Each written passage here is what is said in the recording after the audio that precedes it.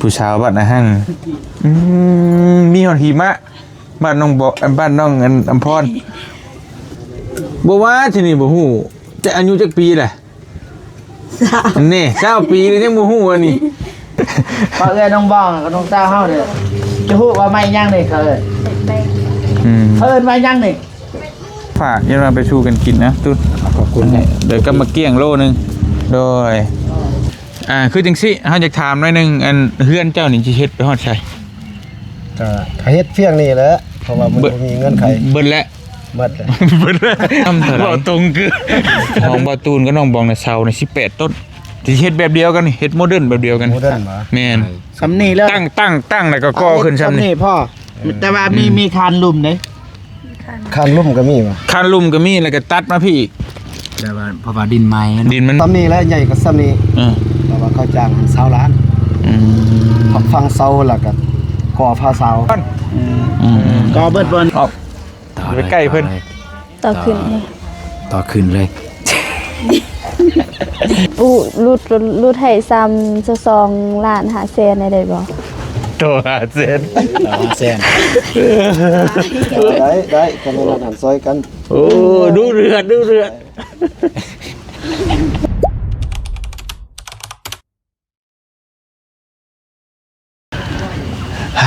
โตไปพี่น้องวันนี้เปิดภาพบ้านมันนี่ก็ค่ำมืดตื่นตาก็ยังอยู่บ้านนะฮังคือเก่าเนาะพี่น้องเนาะก่อนอื่นก็ขอกราบทักทายสบายดีพ่อแม่พี่น้องเบิดสุขุสู่คนนะพี่น้องเนาะบ่ว่าสิอยู่ในและก็ต่างประเทศก็ยินดีต้อนรับเข้าสู่ช่องบ่เตียงทองบ้านนาคือเก่ามื้อนี้เฮาพี่น้องเอ้ยเนาะมาค่ำอยู่บ้านนี่บ่ได้ไปไสเลยมื้อนี้อยู่บ้านห้วยดำกับบ้านนะฮังเบิดมื้อพี่น้องเอ้ยพอดีบ่เตียงซื้อข้าวปุ้นพี่น้องเอ้ยใช่เลยข้าวปุ้นข้าวปาดโอ้ยข้าวปุ้นก็หมักสมนะพี่น้องเนาะ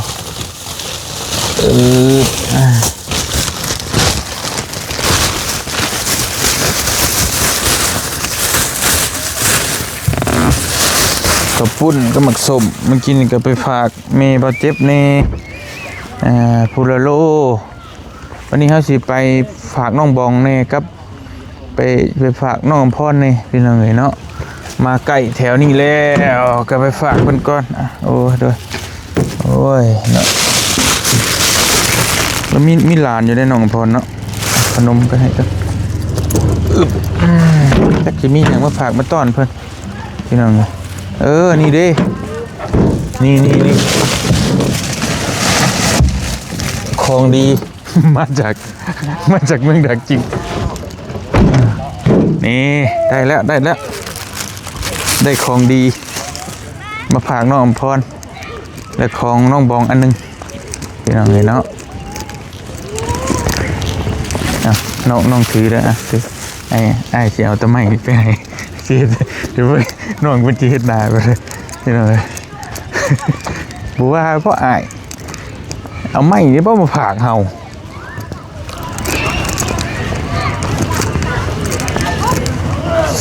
สบายดีน้องอมพรอยู่เฮือนไหมมี7อยู่เฮือนอยู่บ่เนาะน้องอยู่เฮือนบ่สบายดีพี่รุ่นโอเค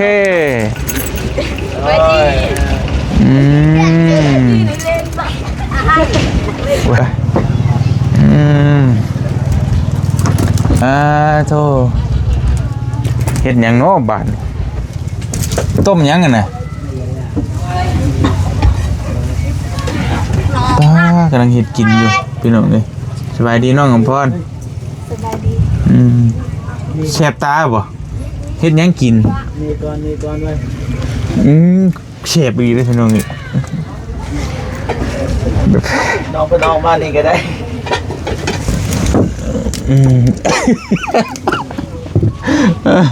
เอาว่าพี่แป๊บนึง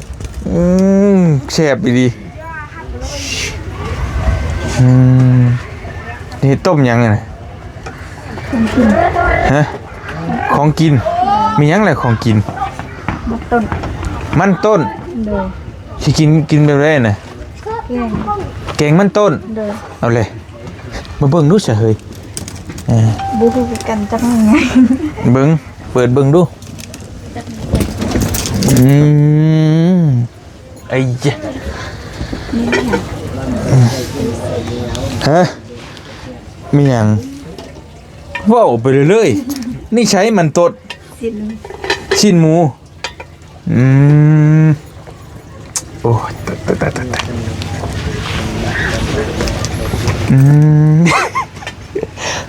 โอ้ยมันบ่เป่าให้มันลุกไงนี่มันบ่ลุก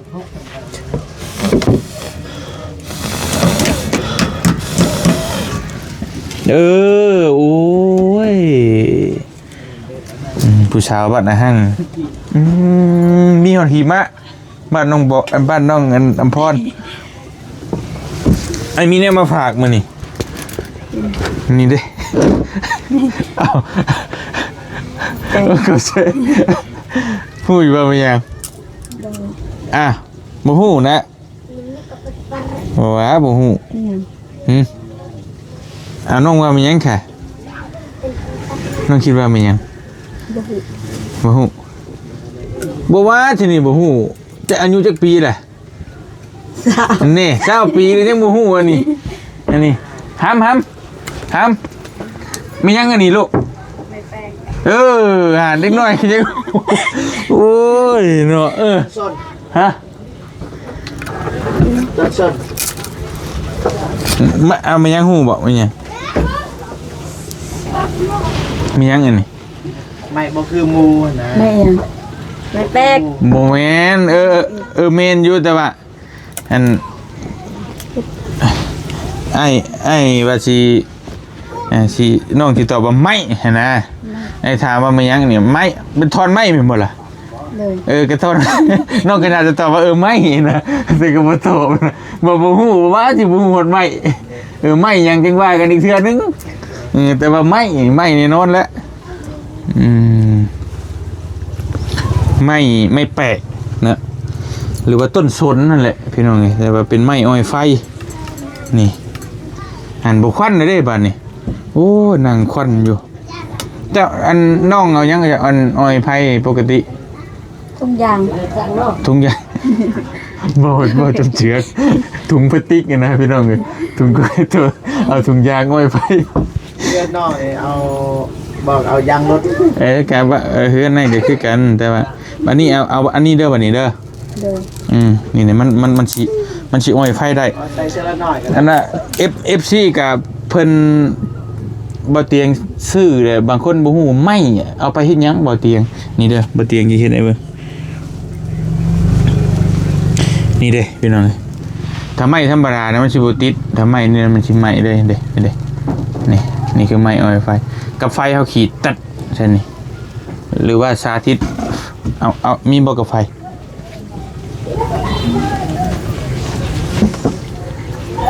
โอเค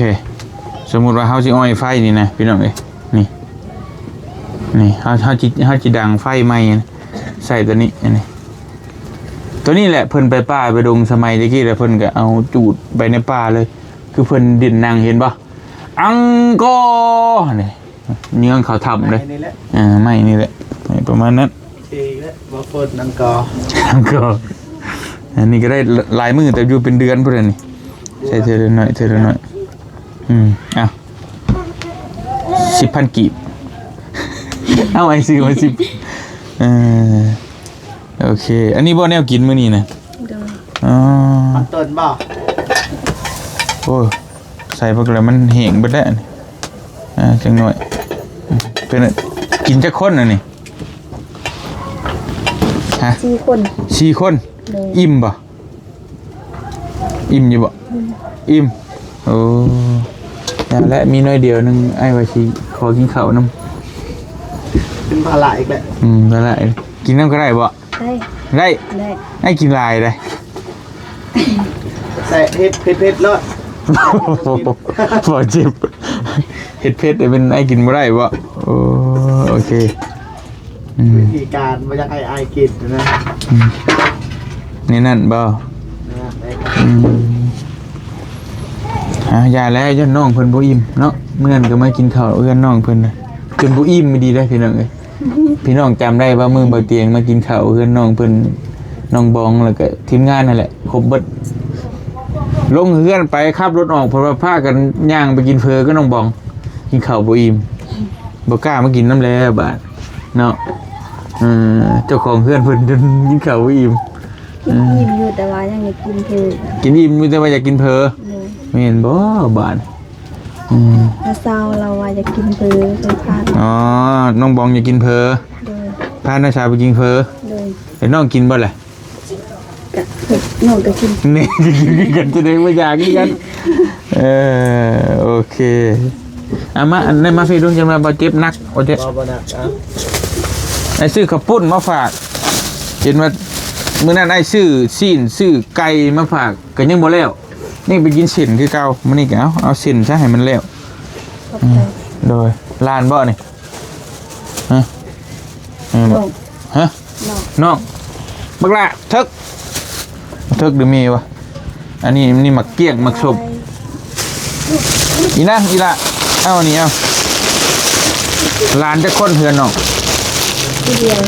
ผู้เดียวมีแต่ผู้เดียวนี่อันใช่เลยอันเอานี่ไปเลยกินบ่ขนมกินซะเนาะเอาขับใจก่อนใจลงมือโอเคมีแต่คนทางลมมีแต่คน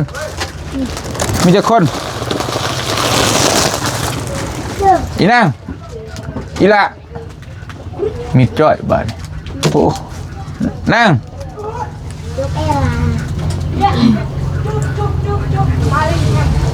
เอ้ามีแต่คนปันกันกินเอาไว้เราเอาให้เมื่อยเส้นโอเคร้านอันนี้เอาไว้ให้ร้านกินเด้อผู้ใหญ่ไม่ต้องกินให้ร้านกิน กินน้ำกันก็ได้ว่าโยกไปซื้อพี่น้องท่านได้กินข้าวแรงบ่ยังอยู่ติมาขัดจังหวะพอดีไอ้ซื้อข้าวปุ้นมาก็ได้มาฝากพี่น้องเนาะก็สิไปฝากน้องบองน้ำเนยแกมาฝากน้องอภรน้ำเนยถ้ากี่ซื้อยังมาฝากบ่เตียงก็ได้มุมในตลาดนะก็มีแต่หมูกับไก่แต่ว่าบ่อยากอีกบ่เตียงเคยซื้อมาแกบ่แล้วทำเสร็จเป็นมักเสร็จผู้หญิงผู้หญิงป้าชายไปเฮือนน้องบองต่อกันเด้อยันว่าถ้าน้องอยากอาบน้ำอาบในพี่น้องเอ้ยแล้วก็เฮ็ดเทคานแล้วรอเฮือนเทมื้อนี้บ่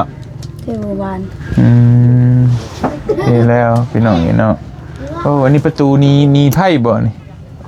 ออกนี่บ่คือนี่ก็อ้ายออกนี่บ่คือว่าอ้ายอยู่เพิ่นไพ่แล้วแบบมาเพิ่นบ่เห็นไปแซนเดอร์ยันน้องเพิ่นจะกินข้าวกินน้ำแต่อ้ายกินแล้วแหละว่าโยกน้องเพิ่นซื่อเดี๋ยวจะเอากระปุ้นไปฝากน้องบองแล้วก็สิกลับเพราะว่าเย็นมันบูดได้เอาเป็นน้ำกะทิเอาไว้หึงกับไว้นี่ดีแต่อากาศเย็นแต่แถวบ้านบ่เตียงนี่เรียบร้อยแล้วมันร้อน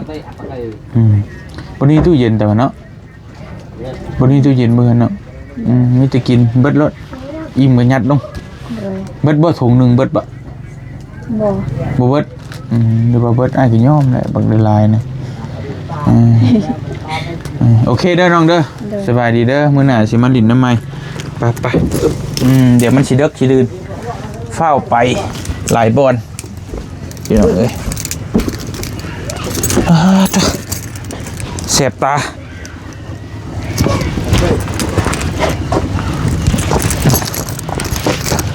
บ่เจ็บหนีกันเลยไม่รอกันเลยบ่เจ็บเนี่ยฮะปันไฟเสียบตาคนกุ๊บมาไว้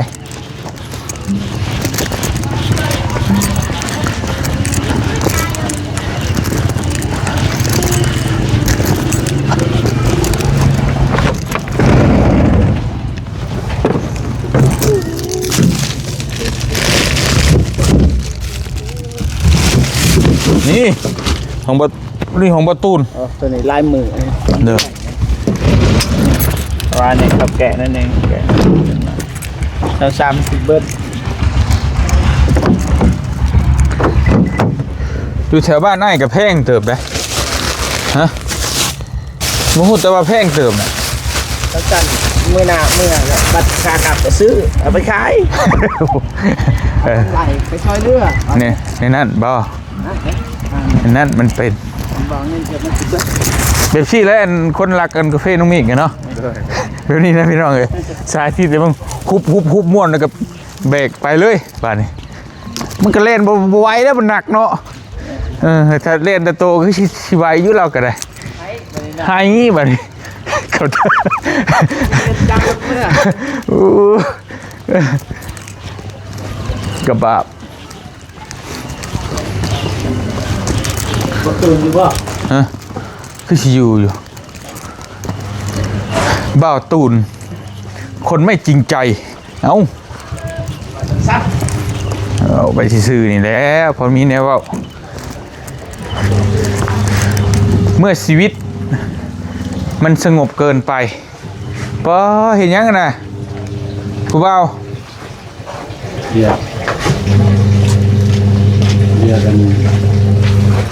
กาแฟ สบายดีน้องสบายดีเด้อน้องเด้อ โอ้ไอ้ น้อง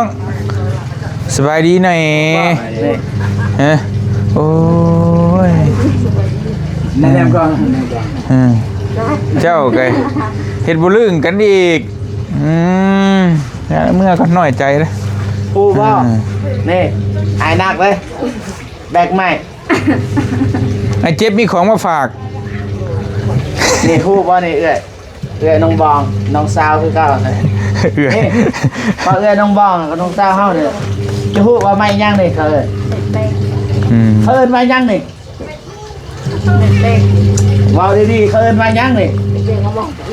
เป็นอีโง่ ฮะคอยถามมาแม่นยังนี่ บ่น้องว่าเมื่อกี้นี่ไม่แยงเลย บ่ถามไปไอ้ยังนี่ เออลูกนี่ บ่รู้ดุโอ้โหรู้ดุ รัก นี่เบาตูนซื้อให้ เบิดของฝากจากเมืองดักจึง ของมือจริง อืม ใส่แต่ซื้อเบาตูนแล้วจ่ายเงินไอ้เตี้ยง เงี้ยใช่ป่ะ โอ้ยแบบ ไอ้ก็ลืมนะใจายเองดิ เตียงใจ ไอ้เตี้ยงจ่าย น้องเราจะใจบ่ได้เตียง ว่าน้องว่าสิจ่ายแต่ว่าไอ้ใจายรวมเลยเลย ก็ตัวนี้นี่ ตั้งใจว่าจะซื้อมาฝากน้องบองหรือ แพ เปล่าง สุดเด้ต้องเอา ตั้งใจว่าสิ อันนี้แพงสุ สิ ด หารครึ่ง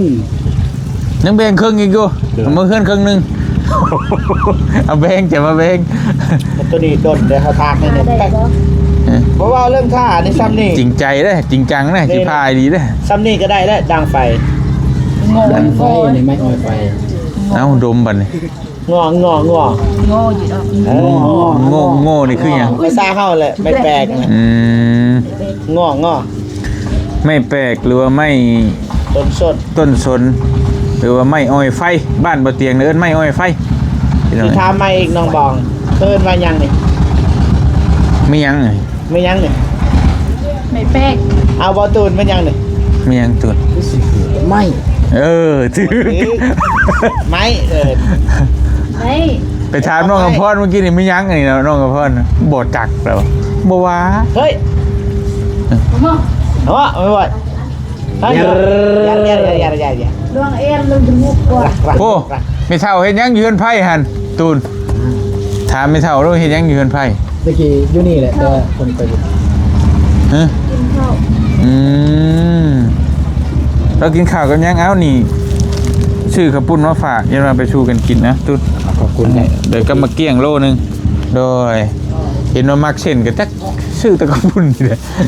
ที่นั่นไงมีสูคนกินอันนี้เลือกที่ยังอันนี้เวลาสุดท้ายแล้วบ่ งานแล้วก็นี่เดี๋ยวราคาต่างเลยนี่ราคาหนึงขั้นต้นจะเป็นราคาโมนี้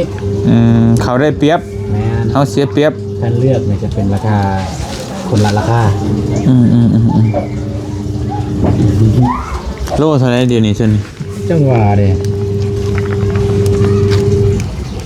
แต่คือสิบรุษรักษามั้งเนาะ ประมาณนั้นแหละ แบบนี้แหละพี่น้องเอ้ยอัน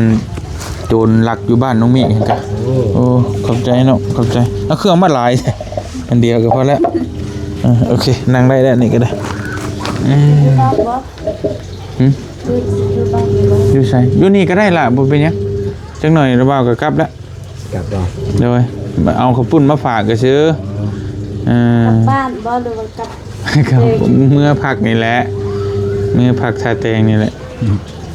แล้วเบิ่งดินเบิ่งดอนให้มันจบก่อนนี่สิกลับมันดินนั่นแล้วเรียบร้อยก็คุยเรื่องช่างเรื่องหยังคุยกับช่างเรียบร้อยก็จังวางงานให้เพิ่นได้จังสิกลับครับ เดี๋ยวเอาน้องพอน้องพรบ่ไปต่างดาว ก็ถามแล้วเบิ่งเนาะ เพิ่นสิเอาน้องไปตัวนี้น้องบ่เพิ่นไปจ้างบ่ สวย เชิญ สวย พี่น้องจะบ่ไปช่วยเจ้าบ่ ไปถามเบิ่งไป พอน้องพร ไปน้อง ไปถามลองเบิ่ง ไป นั่นคือสมมุติว่าเราก็บ่ได้ว่านั่นดอกแต่ว่าสมมุติว่าต่างหาต่างซอยเนาะ เลย ก็สมมุติว่าคนอื่นอาจจะเอา17 18ล้านบางเทื่อเราอาจจะลด10ล้านหรือ10น้อยๆสิก็โอเคนะไปถามเบิ่งเพื่อเป็นทางเลือกอีกทางหนึงนะ จะไปตรงนี้เลยบ่ ไปตอนนี้ก็ได้มื้ออื่นยันเพิ่นบ่อยู่อีกไปอีกรอบนึงไป ยังกินยังอยาก ได้อ่ะ เอาหอยไว้แม่เอาหอยไว้ก็ได้มาเบิดได้หรือว่าหิวไปเลยก็ได้ไป ปอนุ่งกลับแล้ว มันกลับไปนั่นถะไปแต่งคือตามสไตล์เล่าหั่นแหละกระพุกกระพะ กินประตูน ป้อนดูบ้อง เย็น รถไฟเหยงามแท้ ลุง 120มาไอแบบนี้ได้ของไอ นั่นไปสิขายบ่ เอาปะ เอาเอา สีขาวไง บ่ไอสิขายบ่ ขาย จะได้ไอสิขาย ถอดทึ้นก็ได้ไป 33 ซื้อมาบ่ได้คอยขี่ เท่าไหร่ 79,000 70,000โอ้ยเกือบแสนเลยเนาะ อืม เท่าไหร่70,000คือเงิน 79,000ก็คูณเบิ่งจะชื่อแต่ว่าเดี๋ยวนี้เขาไปชื่อในห้างนั่นแสนปลายแล้ว 75,000ก็ได้ไป75,000เด้อคูณเท่าไหร่68อ่ะ688 51ล้าน 51ล้านอ้าย โอ้ย ได้บ่เดี๋ยวจับเดี๋ยวตอนนี้ใช่แล้วบ่เนาะ นี่เห็นแล้วปาเถอะ เพิ่นแต่ว่าเพิ่นวางแบบนี้เนาะ นี่ได้คนนี่ไอ้เรานะตูนคือตัวนี้มันสิเททั้งเทิงแม่นบ่ ได้ ทั้งลุมนี่เราบ่ได้เท อันนี้บ่ได้เท แม่นแต่ตัวนี้เทลุมแบบเดียวนี่นะเทลุมเทเทิง ลุมกระเททั้ง ดุมกับเทเทิงกับเทแต่ตัวนี้อีกนี่บางคนสิก็อันน่ะเทข้านตัดไปนี่น่ะก็แล้วแต่ว่าความหมายอ้ายว่าน่ะคือตัดไปนี่ ตัดไปพุ่นอีก แล้วก็ตัดมาพี่ตัดพี่อีก ให้มันแน่นเนาะ เน้นแบบปึ๊กเลยนะคือ100% เลยตอนนั้นที่ไหน มาอีกรอบ เมื่อกี้เห็นอยู่นี่ อ้าวไปใช่ล่ะ ตายเพิ่น น้ำทราย ฮะ อ่ะเมยไว้เอาก้น แปลว่า พ่อยังอยู่บ่ อ๋อวิอากะเกิน อ่ะเมื่อย พอยังอยู่บ่ ไปเอาไปกุ้ยไหม แปลว่าบ่ฮู้สิได้จื้อไว้นะพี่น้องเอ้ย คือสิแม่นว่าพ่อจะยังอยู่บ่ เจอกันอีกรอบบุญหนาวเนาะ กินยัง กินยังบอกว่ากินแหละคือไหวแท้ ใส่พ่อจ้ะ พอยเราไปกินข้าวเพื่อนมาเรา กินนี่คือว่านางจุ่มอยู่ เดินจากหน่อยได้บ่ สิลงเรียนนั่นนะ ได้ ไกลบ่ มีถึง เด้อ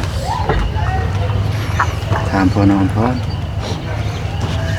ถามหาสร้างพี่น้องเอ้ยวิ่นไหวอยู่เนาะสร้างกับเฮาอยากได้สร้างที่ว่าว่าตามตรงกันแบบประหยัดงบเฮานี่แหละเพิ่นเฮ็ดคักแต่ว่าประหยัดงบเพราะว่าเฮาก็งบบ่หลายพี่น้องเอ้ยเนาะถ้างบหลายนั้นบ่ยากเลยจังเม็ดเอาแบบสร้างรับเหมาเบ็ดเสร็จเลยก็ได้แบบเอาแบบทาขึ้นอยู่เลยก็ได้เฮาบ่เฮ็ดหยังเลยก็ได้ตามเบิ่งกันแน่ๆคือสิแม่นเพิ่นสิใส่แบบนี้กันให้เด้อ บ่แล้วแต่เพิ่นเฮ็ดมาให้บิซี่ แม่นบ่ แม่น เพิ่นเฮ็ดให้บ่เนี่ย เพิ่นเฮ็ดมาให้ได้หน่อย โอ้ เสาเพิ่นเฮ็ดมาแต่ว่าบางคนก็ใส่บางคนก็บ่ใส่แล้วแต่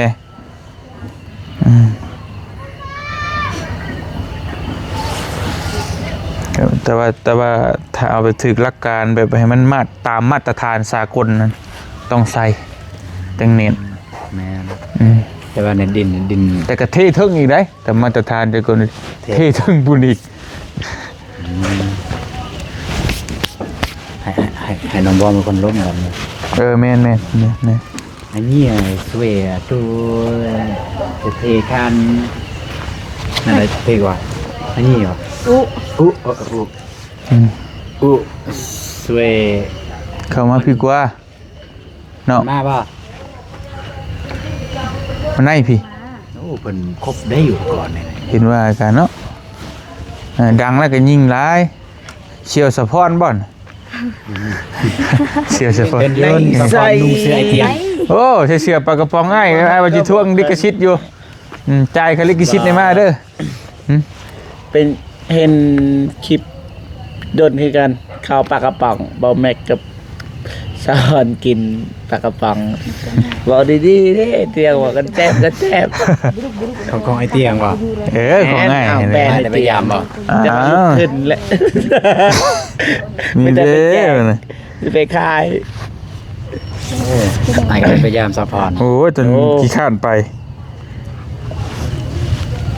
นั่น 20เสาเป็นเสาแต่กูเอายาวดูปะ10เสา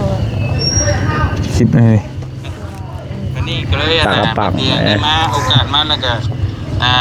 ยังวัยรุ่นอยู่เลยเนาะ ใช่สะพอน นะ ซิกไหม ซิกไหม ซิกไว้เป็นทิศ เลยอยากให้บอก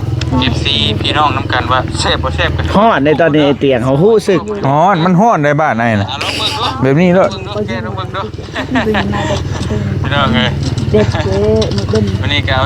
เสื้อให้คนละ ไอ้ ตัว เตียงบอกให้เรายัดลายๆแล้วแต่ว่าเราก็จำมือเก่า เราก็อายกล้องแล้วก็ได้ บ่ตูนบ่เจ็บนี่ยานบ่คำใหญ่ๆเด้ 3ตัวนี่เนาะตัวใหญ่ ปลากระป๋องให้ชาวพอนกินแบบชาวพอนบ่แม็ก มีตัว3โต4โตเด้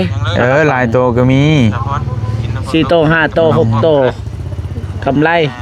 แต่ว่าผู้เฮ็ดนี่ บ่กำไร โอ้สร้างมาแตะเที่ยวก็ขาดทุนทุเที่ยว แม่นบ่ อันนี้ไอ้สร้างมาคายป่ะ บ่แบรนด์ในเตียงเลย แบรนด์นั่นเองแบบ ปลากระป๋องนี่ แม่นแล้วก็แบบว่าเฮา กำไรไปแจก ให้เพิ่นผลิตอยู่โรงงานแล้วก็เอาโลโก้เอาหยังเฮาใส่ตีไทยนะเป็นแบรนด์เฮาเลย เป็นแบรนด์ แม่ เสื้อเซเว่นเด้ บ่เจ็บสิเฮ็ดแบรนด์กันบ่ เห็นในเตียงยังลุกตลอดส่วนหลายเอาไปแจกส่วนหลาย แต่ต้องใจแข็งพ่อน่ะพวกนี้มันต้องคนแบบระดับหนึงอ่ะต้องขี้ติ้วระดับหนึง เดี๋ยวนี้ยังบ่ ยังชายสั่งมาก็ได้แล้วมันยังขึ้นทะเบียนยังก็ถูกต้องรถทุกเตือได้ อยู่ไทย มีออยยังมี อยู่ไทยเนาะ แม่นแต่ว่าไอ้แบบมันรู้สึกว่าใจตัวเองมันบ่แข็งพ่อนะสั่งมาแล้วก็แจกเบัดลุกทึนเอาเงิน YouTube ไปจ่ายอีกบาทตุ้นไงเว้ยบ่เห็นบ่ทันเลย กอดใจ แต่ว่าระวังเด้อ เขายานเบาเจ็บสุดท้ายพุ่นแล้ว ระวังตัวเจ็บแต่บ่แม่นเด้อนี่ บ่แม่น ใจบ่ บ่มือนั่นเห็นบ่ เห็น บ่มือไปกินเฟอนะ เห็น เห็นไหม กอดไปเลย ไอ้จนเมื่อแล้วบ่อยากกินข้าวเลย บ่ เตียงว่ากินซะน้องเอ้ยฟังดีเว้า อืม ว่าไอ้เมื่อจะบ่อยากกินข้าวไอ้เตียงว่ากิ บ่ นซะ คือว่าน้องกับอัมพรแบบสนิทกันเด้ ชนิดจะบ่ ค คั รั้ ก งหนึงเป็นหมู่ครั้งหนึงเป็นพี่น้อง โอ้คือว่าคือนึงเป็นแฟนบ่ได้เอ้ยบ่ได้ เอาว่าให้จบกัน ใส่ ว่าให้จบกันเมื่อกี้นี้เป็นยังไงเบื่อกินข้าวมึงไงเว้ย เห็นภาพแบบเมื่อกี้นี่แหละตอนน้องกินรถเมื่อเนาะ ก็เลยคิดไปไกล ได้คิดว่าโอ้น้อง อืม เรามาผู้หญิงบ่ บ่ได้เด้ อันนี้ดีว่าหยอกด้วยดี บ่แท้ แท้ ได้ โอ้อ่า อ่าน อัมพรเอาพี่ ไปใช่แหละ เบิ่งพอ เปิ้นปุ๊ปุ๊ มานี่ไอเห็นช่องเสื้อล่ะเมนบ่คมบ่ตูนบ่เมนบ่อุ้ยเมนบ่ แล้วว่าจังได๋ บอกเมื่อกี้นี่ว่าพวกน้องมันยังในใจบ่เคยเห็นกอดกันตลอด ก็บ่มี แม่นว่า เป็นยังจังกอดกัน สนิทกัน หักกันแม่นบ่ รักกัน ชนิดกัน แพงกันเลย ชนิดกันไอ้ายก็บ่ได้กอดบ่ตูน แม่นสนิทคือกันได้นี่ได้ พอโทรมา โอเคนี่เฮ็ดตังตีเว้าได้เฮ็ดตังตีไปแล้วฮะ น้องเว้ายอก ก็บ่หยอกสิเราก็ฮู้อยู่จริงจังนะจริงจัง อยู่ในฮู้เบิดเว้ายอกคนที่เบิ่งจังได๋บ่ฮู้ นักอีกแล้วบ่เจ็บว่ะระวังแต่ว่าเจ็บบ่แต่สุดท้ายผู้ที่บ่ระวัง ที่จริงเฮาบ่มีหยังเขาย่านเฮา เขาหมายไปว่าแบบยันผู้หญิงหักผู้หญิงนํกันนะมันมีได้น้องเอ้ยน้องเคยเห็นบ่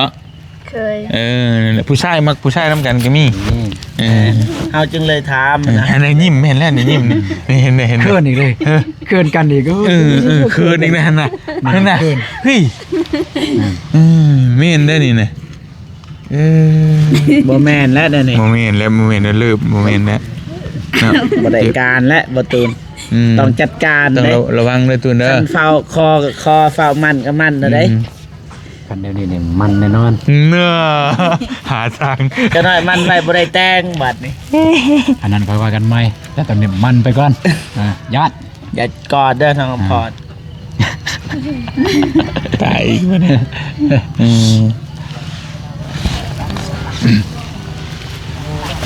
ระหว่างใดก็เจ้ารบกวนแล้วเวลาได้กินข้าวจังเนาะ เขารบกวนเพิ่นบ่ หอมเด้อก ำลังโอ้ยกำลังสิสดต้มไก่เจ็บ ฮัลโหล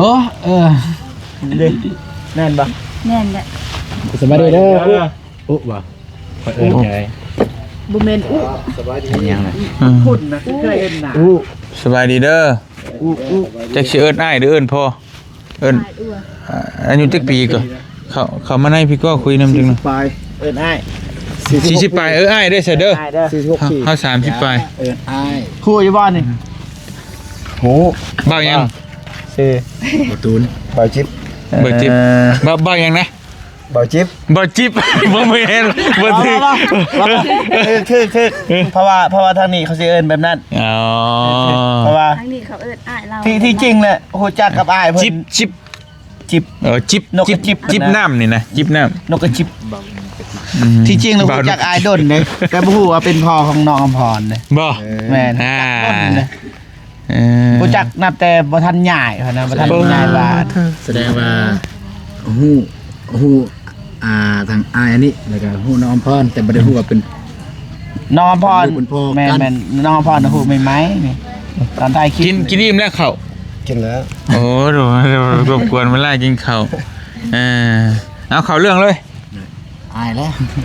ให้บ่ ได้ คือจังซี่เฮาอยากถามหน่อยหนึงอันเฮือนเจ้านี่สิเฮ็ดไปฮอดไส ก็เฮ็ดเพียงนี่แหละเพราะว่ามันบ่มีเงินไข เบิดแล้ว หมดเลย เบิดแล้วบ่ตรงคือ อันนั้นมีเงินไขแล้วก็ เบิดงบแล้วโอเค หมดงบแล้วก็ปะ บัดนี้เจ้าเฮ็ดจักคนอันนี้ เฮ็ดผู้เดียว ผู้เดียวเลย ผู้เดียวแล้วก็มีพร้อมทั้งลูกข่อย2คนซอย อืม ซอยส้มปูนจับไม้จับตอกนี่แหละ โอเค เจ้าเคยเป็นช่างมาก่อนบ่ถามหน่อย บ่ ฮะ บ่เคย บ่เคยเฮ็ดเฮือนมาก่อนเลย บ่ อ้าว คือตั้งเสา แล้วคื ได้ อเฮ็ดได้ มันจำเป็นแหละ โอ้ จำเป็นว่าสิจ้าง แล้ว เขาก็ ซ้ำ บ่ นี่ มี โอ เงิน เคได้ซ้ำนี่ได้ซ้ำเมื่อซีเพื่อกันได้นี่ บัดนี้แหละทั้งเฮานี่คุยกับบ่ตูนก็น้องบองเลยว่ากำลังว่าสิไปตั้งเสาเฮือนแบบนี้บัดนี้แหละถ้าว่าคือขออนุญาตเอิ้นอ้ายก็ได้เนาะถ้าว่าอ้ายว่างหรือว่าคิดว่ามีทีมงานทีมหยังแหละเฮาจะถามว่าไปตั้งให้บ่ตูนก็น้องบองเนี่ยประมาณแบบนี้แต่ว่ามันสิคักกว่านี้อยู่ดอกที่ว่ามันต้องเทคานลุมคานหยังนะสิสะดวกบ่หรือว่าสิเป็นไปได้บ่คั่นน่ะ ก็บ่เป็นหยัง ก็ บ่ สะดวกจัง เอาเดี๋ยวว่าบ่เป็นหยังนี่คือบ่ได้สะดวกคือ บ่เป็นหยังบ่ไป บ่ไปบ่เป็นหยังยาแล้วโอเคแล้วสมมุติว่าไปนี่สิเอาน้ำเท่าไหร่ห้องบ่ตูนก็น้องบองน่ะเสาน่ะ18ต้นสิเฮ็ดแบบเดียวกันนี่เฮ็ดโมเดิร์นแบบเดียวกัน โมเดิร์นบ่ แม่น ซ้ำนี่เลย ตั้งแล้วก็ก่อขึ้นซ้ำนี่ พ่อแต่ว่ามีคานลุมเลย คานลุ่มก็มีบ่ คานลุ่มก็มีแล้วก็ตัดมาพี่อีก แต่ว่าเพราะว่าดินไม้เนาะ ดินมันใหม่ยังมันสุด ดินไม้เนาะ แม่น นี่ดิน มีคานลุ่มแล้วก็ก่อฟ้าเศร้าไว้บ่ แม่นแบบนี้เลยมีคานลุ่มแล้วก็ก่อขึ้นมาประมาณซ้ำนี่แหละ แม่แล้วก็มี อาจจะบ่ฮอดซ้ำนี่หรือว่าประมาณสัก40อันนี้มัน60บ่60หรือ70 อันนี้80ประมาณ4บ่เกิน50นะบ่เกินนี่แต่ว่าก็2คันแล้วก็ตัดนี่เด้อ1 2 3นี่คือตัดหมดเลยนะตรงนี้เลย อันนี้ก็ตัดอันนี้ก็ตัด ตัดไปนี่แล้วก็ตัดมานี่อีก80ได้ อาเซลเท่าไหร่ ประมาณเท่าไหร่ละคมราคาสมมุตินะจะถามเบิ่งหลายบ่อนหลายที่ แต่ว่าบ่เคยอันนั้นเฮ็ดเถื่อนต้องเขาจ้างบ่จักสิเว้านี่ บ่เคยเนาะอ๋อ หรือว่าคันไอเพิ่นซีซอยก็ไอเตียงเคยจ้างเขาเท่าไหร่นะ บ่แล้วก็มันคนละภูมิภาคแต่ที่ แต่ว่าก็เคยจ้างก็ประมาณ แต่ว่ายาวหันเท่าไหร่เหือน เท่าไหร่เตียง 10 ห้องนี่นี่15เมตรอันนี้จักเมตรยาว อันนี้12 12อันนั้น15คูณ8 อันนี้12คูณ8 โดยนี่แหละเพิ่มไปอีกห้องนึง แต่ว่าเขาจ้างเฮือนหลังนั้นก็ซ้ำนี้แหละใหญ่ก็ซ้ำนี้แต่ว่าเขาจ้างหัน20ล้านฟังเสาแล้วก็ก่อฟ้าเสา ก็เบิดบ่นี่คือเฮาว่าก็ตัดได้หยัง เมดเขาก่อเมดเทคานลอยเขียนหยัง อ๋อสาลาดเป็นจังได๋บ่นี่ กับเบิ่งก่อนเฮาก็ยังทันได้ว่าอันนั้น ก็ไปถามเบิ่งหลายหม่องหลายบ่อนเนาะคือไงว่าไงคือตอนนี้น่ะเงินบ่หลายนะเงิน แต่ ทาง ว่า บ่ เฮือ หลาย นใหญ่ซ้ำกันซ้ำเฮือนอันนี้แหละซ้ำเฮือนก่อย เฮาอยากมาถามแบบว่าถ้าสมมุติว่าเฮาหาสร้างบ่ได้หรือว่าเจ้านี่สิว่างบ่มาถามไว้นะถ้าเจ้าว่างแล้วก็สมมุติว่าเฮาไปถาม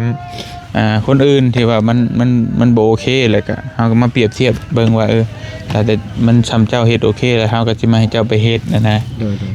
ความหมายก็ยังชอกเบิ่งอยู่ตอนนี้ก็เงินก็บ่หลายแต่ว่าอยากนั่นแหละต่างหาต่างอันนี้2คนแปลกๆตูนระวังด้วยตูนเด้อ เพิ่นมาจะกอด บ่อยากกอด จับเสือเราสิ โอ้หันน่ะตูน เสือละอุ่นเด้ ระวังด้วยตูนเด้อเสือละอุ่น เสียอุ่น อยู่เบิ่งนี่ เอาแล้วบาดนี้ผู้หญิงก็บ่ได้บ่ผู้หญิงก็บ่ได้บ่ หยัง บ่ เสาหันสูง7เมตร ซ้ำของเจ้า ของบ่ตูน ของเจ้า ซ้ำนี่บ่ ของเจ้า4-5บ่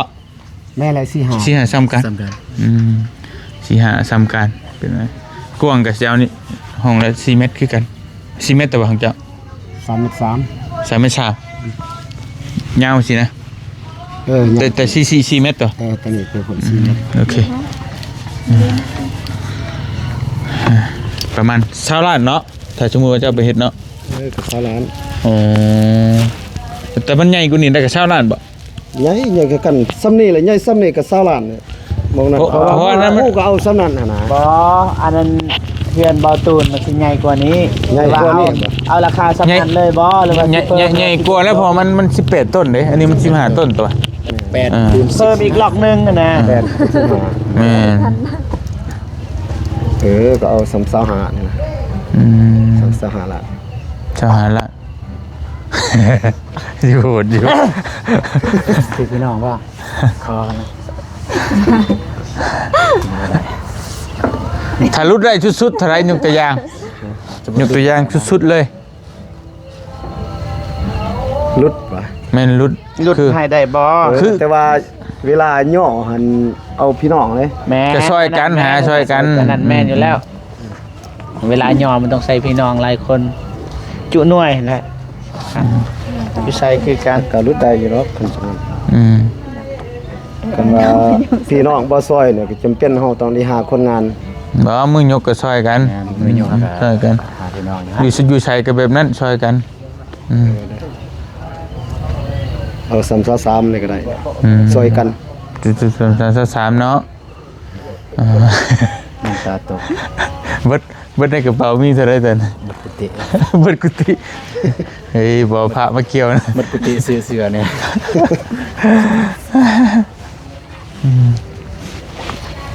เรื่องเฮ็ดนี่ก็เฮ็ดได้อยู่หรอกแต่ว่าบ่เคยเฮ็ดทางเฮ็ดได้อยู่ อืมอ่ะพี่น้องเลยโอเคเนาะเอาพี่น้องให้พี่น้องมันคุยกันบัดนี้เฮาเว้าเด้อเด้ให้พี่น้องมันคุยกัน เดี๋ยวหาพี่น้องคุยกันนะ คุยมึงดู ไป เรียกพี่น้องนะคุยกับอู้ อู้อู้แถวบ้านอ้ายมีใส่น้ำกินได้อู้ นะ อ่า นี่อู้นี่แบบนาบ้าวป่ะ น้าบ่าวนี่อู้บ่ อ้าย อันนี้เยอะ อ้ายบ่เป็นอ้ายบ่เป็นพี่น้องทางใดบ่ เราทางพ่อแม่นบอก ทางพ่อบ่ แม่นทางพ่อ เจ้านี่เป็นแบบใดกับเรานะ เนาะแล้วน้องก็ได้คือน้องก็ได้ น้องเป็นลูกอ้ายลูกน้องใช่บ่ ลูกก็นั่นเด้ลูกอันนั้นนาบาวพ่อเพิ่นเป็นนาบาว อ๋อพ่อเพิ่นน่ะเป็นน้าบ่าวเจ้า แม่น พอเพิ่นกับเพิ่นอ้ายกับเป็นพอเพิ่นกับพ่ออ้ายเป็นไอ้น้องกัน แม่นประมาณนั้น หรือว่าเป็นกับแม่บ่กับว่านาบ้าว บ่ เนี่ย ทางพ่อ มันทั้งพ่อ ทั้งพ่อ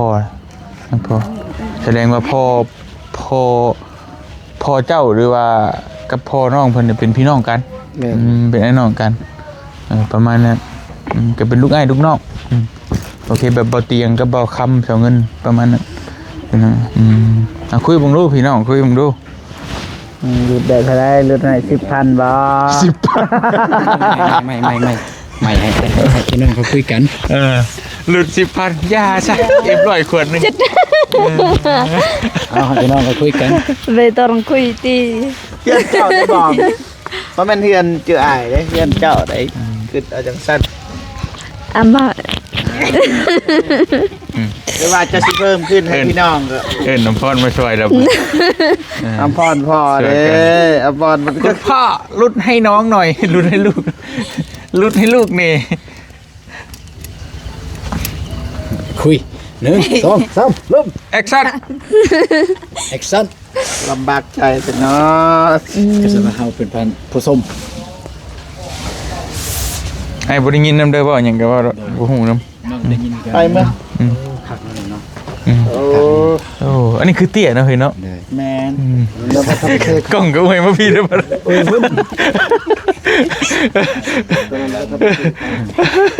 เอาคุยกันเลยเด้อไอ้เบิ่ง โอ้อันนี้บ่ทันเทขาดเลยนี่ ยัง แง่ ให้เข้าคุยกัน ตัว ก่อน อ่านไปเป็นปลุดแล้วคะจริงเต็มมาได้อ่านปลุด กดดันเกิน จะตัว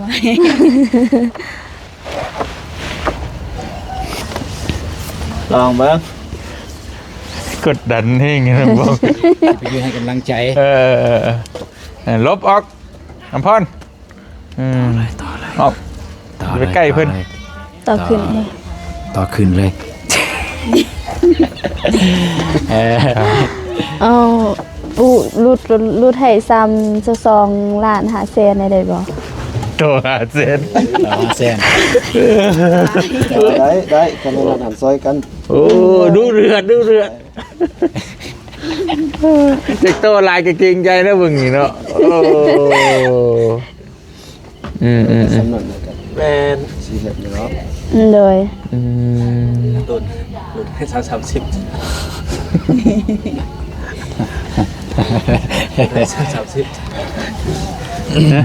ตุนถ้ารุ่นให้30 ได้ นั่นน่ะ ได้เลยโอเคได้แล้ว เพราะว่ากันว่าสิเฮ็ดต้องมีสายไผเพราะว่าเฮาใส่เป็นระบบจักรบบโม่ก็ต้องใส่ไผ มีเยอะนั่น สมกับมือมันสมกับมือมันก็บ่ไหว้ ได้อยู่มีอยู่ไฟ ใช้ไฟช่างมันมีบ่เดี๋ยวว่ามันยาวแล้วก็ต่อไปจ้ำเพื่อนประตูนหมดเลย ถึงมี สายไฟสร้างมีบ่ มี จะบ่ยาวเนาะ บ่ถึงยันบ่ถึง เอาน้ำไฟน้ำพอติ่งก็ได้ใกล้ บ้านจังเม็ดของเจ้า ประมาณ20ปลาย ได้อยู่ติ ได้อยู่ใส่ เพื่อนข้าง ได้ ๆเพื่อนภาคทางได้อยู่แล้วยังบ่พอว่าฮอดคันนั้นไปหาเงินก่อนบัดนี้ไปเอาฮู้ราคาเด้อไปหาลักกาแฟมาขายฮู้ราคาแหละถามมึงราคาพี่น้องเนาะผู้กำลังใจเต็มเพียบกำลังเชียร์อาบน้ำก็มีมาให้กำลังใจก่อนโอเคได้ค่ะเด้อเดี๋ยวจะได้ค่ะเฮาเงินคำพร้อมเดี๋ยวก็ต้องสิมาบอกเจ้าแต่นี่ก็ถามเบิ่งราคาดินก็ยังถมดินอยู่นะยังท่านได้อีหยังดอกยังท่านได้พร้อมทุกอย่างเพราะต้องสั่งเล็กสั่งลามันยังก็ยังบ่ได้มีนะเล็กก็ยังบ่ได้มีช่างปูนแห่ทรายมาอีกยังบ่ได้มีหยังตอนนี้ยังบ่ได้มีหยังมีแต่ว่าถามเบิ่งราคามันว่าเท่าใดนะแล้วก็ถ้ามีเงินมีคำจังสิบอกเราแล้วก็ถามว่าเราว่างหรือบ่พอยันว่าเราเฮ็ดเทือนเราไปเรื่อยๆยันเราบ่ว่าอันนี้ถามลูกสาวมิตรบ่จักถามพ่อหรือขายกาแฟปีนี้จักละ บ่พ่อบ่ฮู้ เอ้าพ่อบ่ฮู้ไผฮู้บาดนี้ บ่ได้จับเงินซำนะ เอาไผเป็นคนจับ เด้แม่หัน แม่มานี่ ลูกอันลูกซ้ายก่อน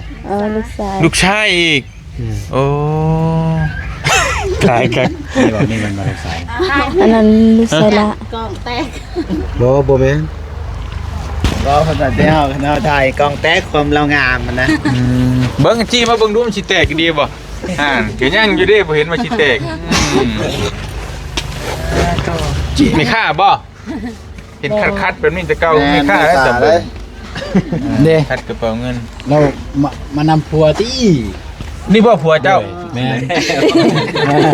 ผัวเป็นกำลังสิไปอาบน้ำก็เลยว่ากำลังต่อกันอยู่ก็เลยไปแวะเบิ่งก่อนเนาะเป็นจังไดเอ้ยขายกาแฟปีนี้ได้จักล้าน เพราะว่า หมดจะจับเงินโอ้ตายแล้วบาทนี่ แต่ลูกก็เป็นมา และ เงินมันลอยไปทางอากาศบ่บาท ไอ้น้องมาจับก็ได้คันแบบสะดวกจับนะ ลูกชายเป็นคนจับลูกชายเป็นคนกำ เต็มจุกก็มาตะแก่ สุกเลยง่าย ได้แล้วไป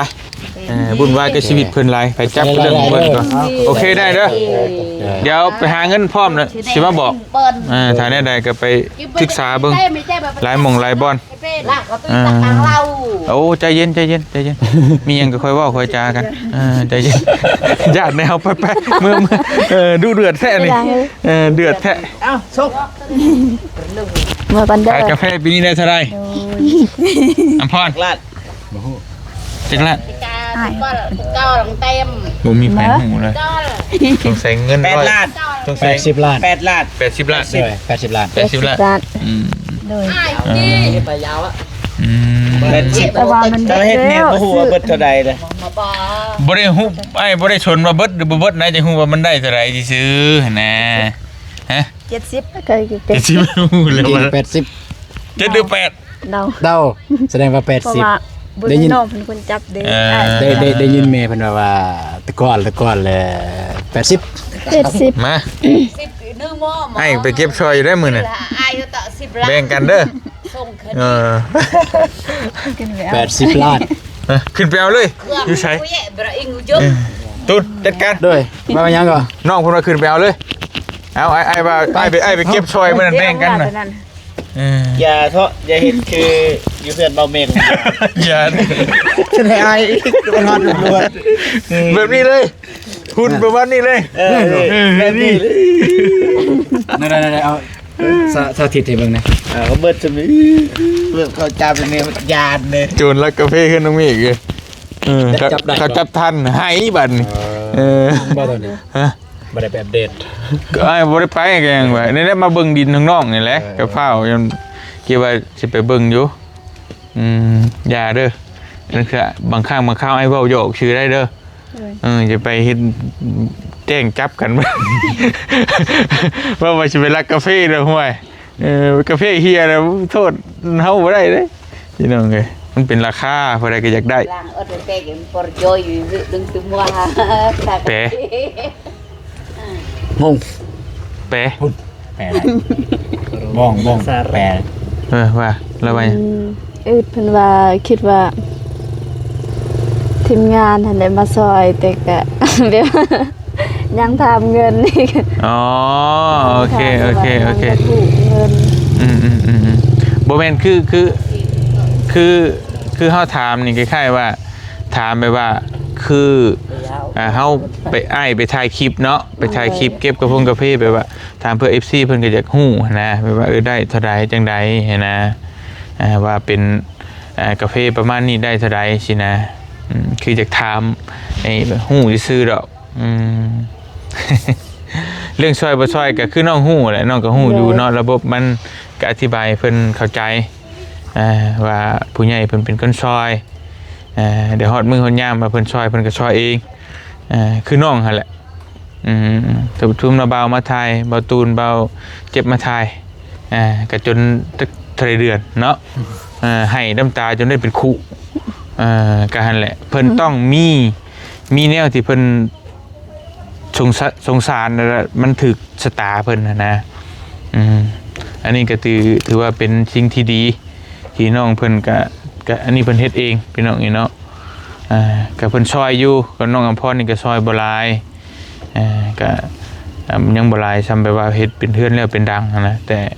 มันก็ยังบ่มีหยังแน่นอนดอกยังวัดกันบ่ได้เนาะก็เบิ่งกันไปยาวๆโอเคเนาะไอ้เมื่อก่อนเด้อสบายดีเด้อไปไอ้ล่าอยู่นี่เด้อเด้อน้องเด้อล่าเด้อสิเมื่อเด้อมีแต่น้องก็เอารถมาอยู่ตัวเมื่อไหร่บ่ไปฉันเมื่อชงในเท่าเจ้าก่อนนั่นไอ้หรือเปล่าขอไม่โอเคไปพอเตียงกับชิคอโตเดินทางกลับก่อนบัดนี้เนาะมันดึกมันดื่นแหละเจอปืนเจอกันพี่น้องไงสิมาปิดจอบดินเบาตูนน้องบองให้แล้วบืนนี่ตั้งใดก็เร่งให้เอาดินเขามันพอแล้วก็เรื่องอื่นจังว่ากันเนาะอายุดีมีแห้งเบิดสักครู่ทุกคนสบายดีเด้อพี่น้องเอ้ยบ๊ายบายรอบค่ำไปกลับ